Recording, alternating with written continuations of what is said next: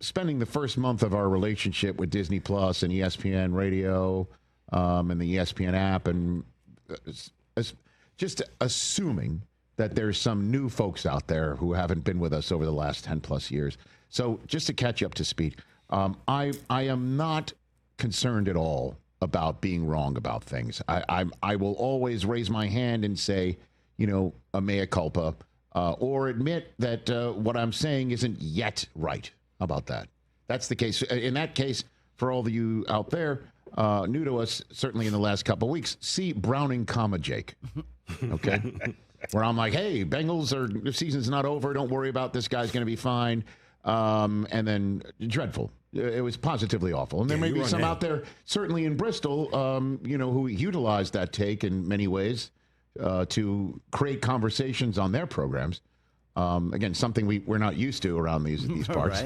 Right. That I might invariably be wrong. We're marathoning, we're not sprinting. And in that case, I always like proving out that something is proving out for me. And after week one, my take that the Detroit Lions were going to win the NFC didn't look good. Didn't look good. And it didn't look good when Green Bay also looked the way they looked on the following Thursday, 5 days later, before the Lions took the field again and looked as great as they looked against the Washington Commanders, a team that bounced them in last year's playoffs. And, so. But we're marathoning. We're not sprinting. Yeah. Long season. And look who showed up and hit the Baltimore Ravens repeatedly in the mouth and the head, neck, and chest area and just body blowed and haymakered their way to a convincing W last night in Baltimore against a Ravens team that, after almost beating the Bills and having a shocking loss handed to them by the Buffalo Bills in the opening Sunday night of the season in a, still to date, in the clubhouse leader, best game of the year, 41-40 Bills over Ravens Sunday nighter. They started slow against the Browns and then looked as great as they looked in the second half. And now we're page turning, and now the Ravens are going to show up and look like they did last year. And look who looks like they did last year instead. That would be the Detroit Lions, who, if it's all going well for them, will run it down your throat, control the line of scrimmage on both sides of the football, and have Jared Goff be efficient, not turn it over, make some plays with his arm, with his neck-up ability, get it to Amon-Ra, get it to Jamison Williams, get it to Laporta, get it to either one of his backs as well. And if those are all boxes to be checked last night, check them all. Check them all with such a force that the pen rips through the paper. That's why I liked the Lions coming in. That's the Lions that we're used to seeing with Dan Campbell being the head coach there. I guess since that season opening win in Kansas City, ruining their banner-raising night and shocking the world, it's been that way since that day.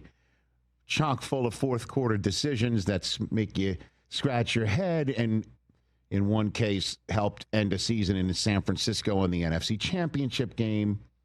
Last year was a complete disappointment after a 15-win season, but they didn't have the guy on the screen. And a whole bunch of other people either. And the guy on the screen, ESPN Radio and SiriusXM and podcast listening audience, is named Aiden Hutchinson. And if anybody knows about Aiden Hutchinson and what he can do and become a game wrecker and how he is a game wrecker and became one, it's the head coach of the Baltimore Ravens, whose brother helped birth this man in that such a way in college. By the way, let me just say this too, just as a quick aside. You think Jacksonville wants to redo that deal for the first overall pick of that draft? With all due respect to Mr. Walker. I should have said with all due respect in advance. But at any rate, Aiden Hutchinson's healthy. That defense came out with 7 sacks of Lamar Jackson last night. 7 sacks of Lamar Jackson. And on the other side of the line of scrimmage, if you will, 224 yards rushing. Sonic and Knuckles scored twice. Both of them, by the way, so I guess they scored 4 times. Jahmyr Gibbs twice, David Montgomery twice. They have now scored in the same game 11 times. That is the most in the history of the National Football League. They broke a record last night. They were tied with Paul Hornung and Jim Taylor for one set of teammates, and Hugh McElhaney and Joe Perry for another set of teammates. They're all in Canton, Ohio. And Jared Goff, man, now has 12 straight games with at least 200 passing yards. That's double the number of the next quarterback, and that's Justin Herbert, who, Chris, I think you made a solid case. And I know I don't. A good case. Thank you. An excellent case. Thank you. Is your MVP quarterback through 3 weeks, or is a pole position guy. And if you're talking about a pole position guy through 3 weeks, I will give you one. Coach of the Year, Dan Campbell. Put a pin in that. I'll get to that in a second. But for the Lions going on the road on a Monday night to follow up the 50-burger they handed to Chicago, with this performance, a 38-30 win, where a late touchdown to put a little bit of a scare, needing to get through one last onside kick to win the game for the Lions. It wasn't even that close towards the end of the game, because they came up with a big takeaway as well of Derrick Henry, who's now fumbled in each of his first 3 games this year. Yikes. And came out of his hands again in the fourth quarter, like it did in week 1 in Buffalo, to help the Bills get off the mat.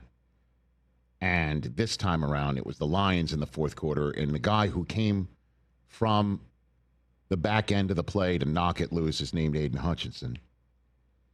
So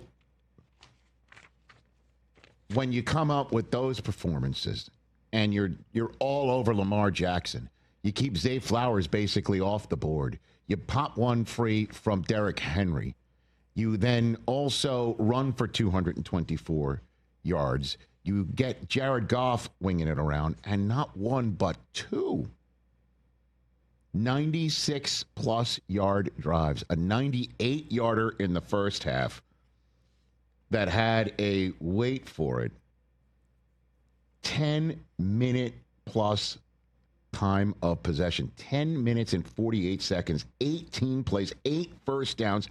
Longest drive for the Lions in terms of time possessed since at least 1994. And again, when you get a statistic from anybody who's in charge of stats that says at least, they're like, we're not going back any further. It's the longest drive for the Lions in the Dan Campbell era, and he did it in the same game. As a matter of fact, the last team to come up with 2 drives in the same game of that length